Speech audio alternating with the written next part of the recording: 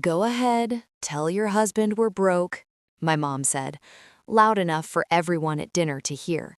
My fork froze midair. Everyone stared. I forced a smile, but something felt off. My name is Danielle Harper. I'm 34 years old, and I've spent most of my life trying to keep peace in my family.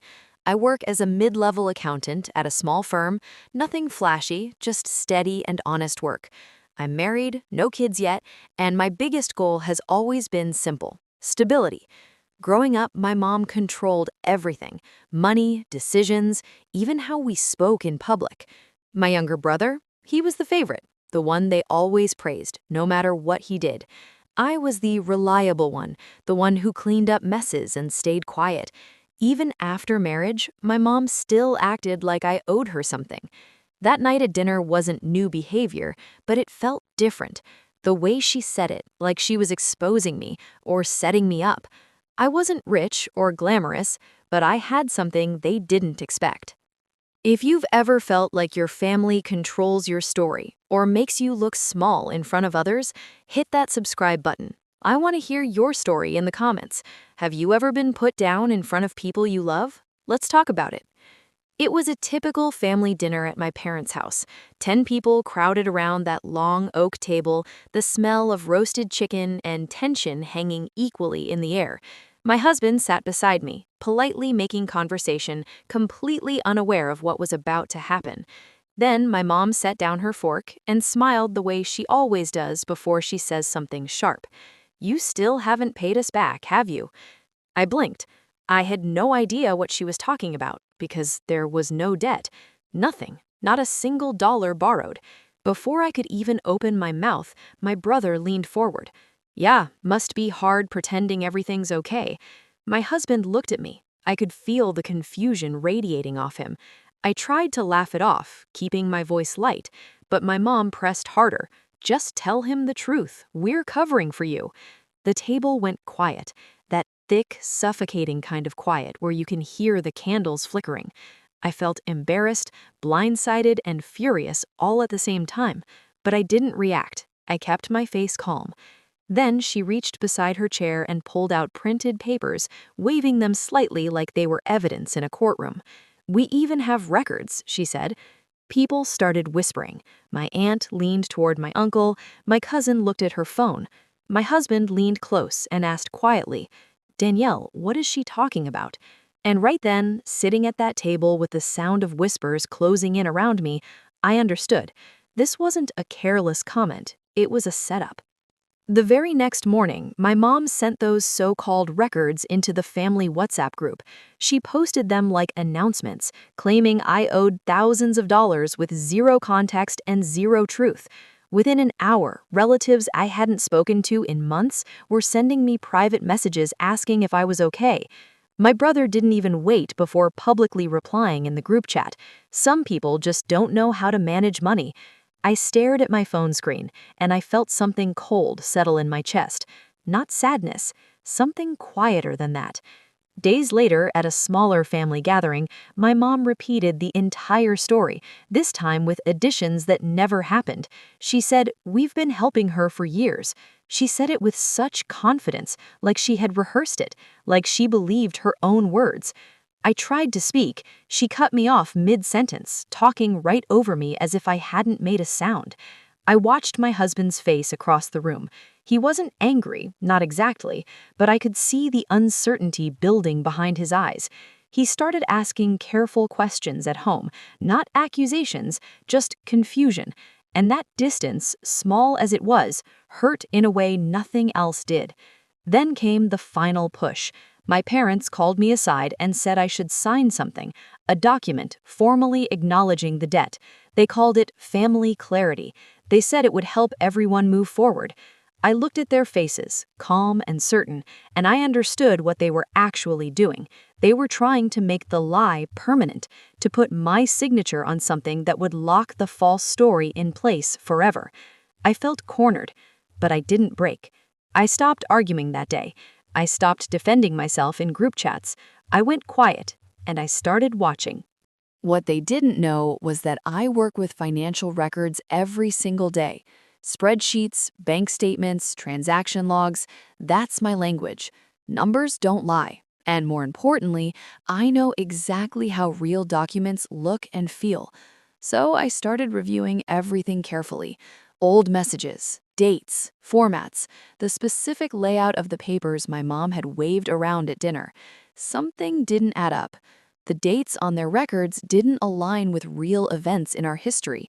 The formatting looked wrong, the font spacing, the way the columns were arranged. None of it matched standard bank documentation. I stayed quiet at home and quiet on the family chat. I let them believe I was overwhelmed. I let them think their pressure was working. But behind that silence, I was building something. I printed my own records. I organized timelines. I contacted a professional who specializes in verifying document authenticity, and I sent her everything my family had shared.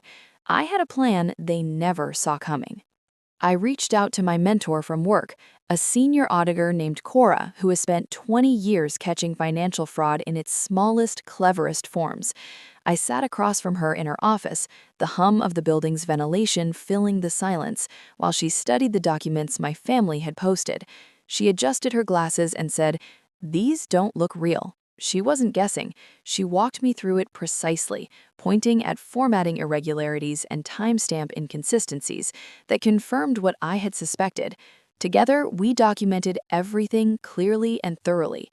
Back home, my family grew louder and more confident with every passing day. My mom started telling relatives, "She knows she's wrong, that's why she's quiet."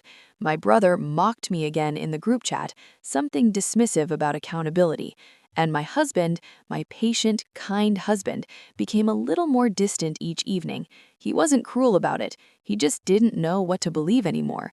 That was the part that made me grip the edge of the sink at night and breathe slowly until the feeling passed. Cora looked at me one afternoon and said, "Don't confront them privately, do it where they can't twist the story." I knew exactly where that needed to happen. Another family dinner was already being planned. This time, I said yes immediately. Same dining table, same 10 faces, same smell of food and forced pleasantries, but I walked in carrying a folder, and my hands were completely steady. My mom settled into her seat with that familiar confidence and looked at me warmly, the way she always does right before she strikes. "Have you thought about signing those papers?" she asked, smiling around the table like she was simply checking in on me. I looked at her calmly. Actually, I brought something too. I set my folder down in the center of the table. My brother laughed immediately. "What is this, your excuse?" I didn't answer him. I opened the folder. I laid out my real bank statements, each one stamped with verified timestamps from the institution itself. I placed them beside the copies of their documents. I pointed, quietly and precisely, to the mismatched dates, to the formatting that didn't match any real bank in this country, to the column headers that no financial institution actually uses. Then I placed the written verification note from Cora's colleague, a certified financial document examiner, right at the top. My laptop was open at the end of the table. Cora joined on a short video call, and in less than 2 minutes, she confirmed clearly that the documents my family had shared showed clear signs of alteration. The room went absolutely silent. My mom opened her mouth. I kept going. "You tried to make me look like a liar," I said, and my voice was level and quiet, using fake proof. My husband sat forward. "Wait," he said slowly, "so none of this was real?" My brother said nothing. For the first time since that first dinner, he had no comment prepared. My mom's posture changed. The certainty drained from her face, and every single person at that table finally saw it. I didn't yell, I didn't argue, I closed my folder, stood up, and walked out. My husband followed me into the cool night air outside and apologized quietly, his voice low and honest. Trust takes time to rebuild, and I know that, but at least the truth was finally standing on solid ground between us. My family stopped messaging me after that night.